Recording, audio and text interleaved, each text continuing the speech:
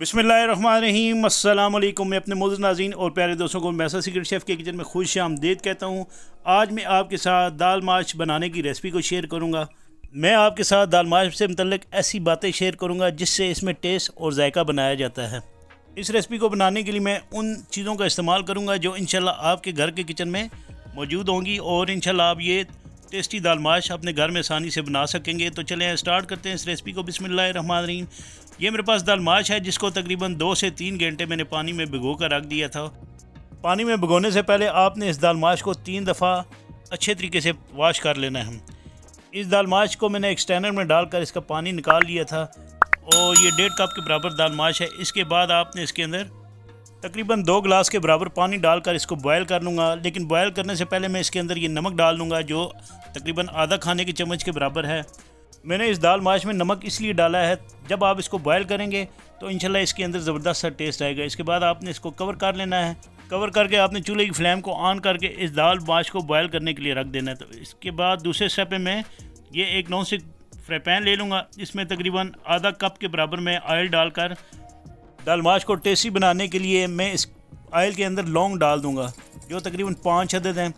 इसके बाद मैं इसके अंदर दालचीनी 2 से 3 टुकड़े में डालकर इस ऑयल के अंदर 1 अदद तेज़पत्ता डाल लूँगा और तकरीबन 2 से 3 मिनट इनको फ्राई करने के बाद आपने इसके अंदर चॉप की हुआ प्याज जो तकरीबन मेरे पास 1 कप के बराबर था, ये आपने इसके अंदर डाल देना है और इस प्याज को आपने इतनी देर तक पकाना है जब तक ये हल्का सा लाइट ब्राउन नहीं हो जाता।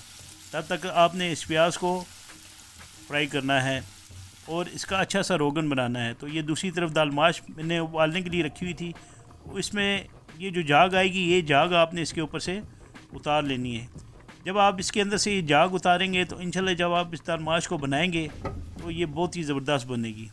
मैंने इस दाल माश को बनाने के लिए चाप प्याज इसलिए डाले हैं क्योंकि मैंने इसका एक ज़बरदस्त सा रोगन तैयार करना है। क्योंकि देसी खानों में रोगन तैयार करने से ये होता है कि इसके अंदर ज़बरदस्त सा टेस्ट आता है। और इसके अलावा आज मैं आपके साथ कुकिंग से मुतल्लिक़ ऐसी बातें शेयर करूंगा जिसका इससे पहले आपको शायद इल्म ना हो कि दाल माश कैसे बनाते हैं। तो इंशाल्लाह मैं आपको इस वीडियो में बताऊंगा कि आप बेहतरीन और ज़बरदस्त सी खड़ी खड़ी दाल माश कैसे बना सकते हैं। ये प्याज थोड़ा सा लाइट ब्राउन हो चुका है तो इसके अंदर मैं ये फ्रेश अदरक लहसुन का पेस्ट डाल दूँगा जो तकरीबन 1 खाने के चम्मच के बराबर है।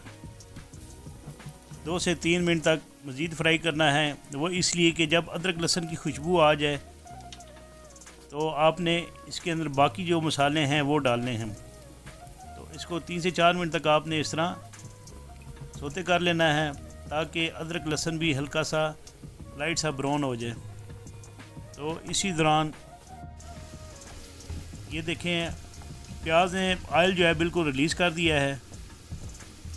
इसी दौरान मैं इसके अंदर क्रश किए हुए टमाटर जो तकरीबन 1 कप के बराबर हैं ये डाल देने हैं।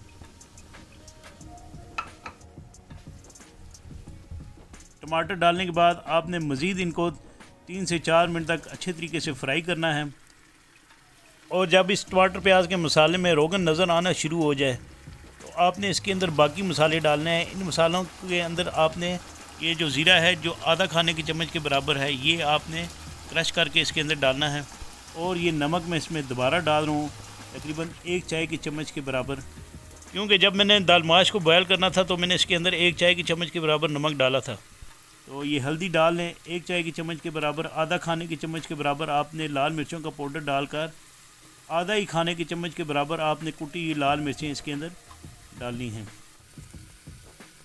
ये डालने के बाद आपने ये होल दड़ा मिर्च तकरीबन 7 अदद डालकर आपने मज़ीद इस मसाले को फ्राई कर लेना है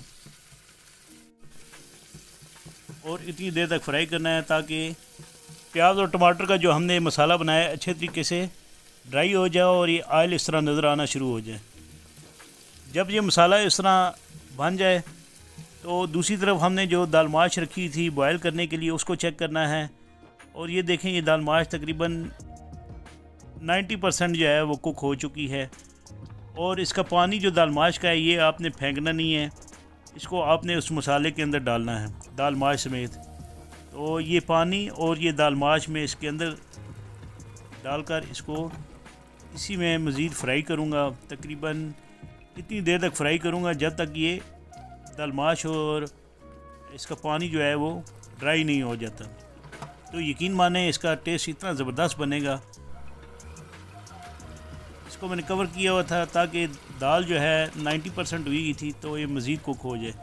तो खड़ी दाल माश बनाने के लिए आपने इसको अब इतनी देर तक पकाना है जब तक इससे दाल माश का पानी ड्राई नहीं हो जाता, तब तक आपने इसको पकाना है।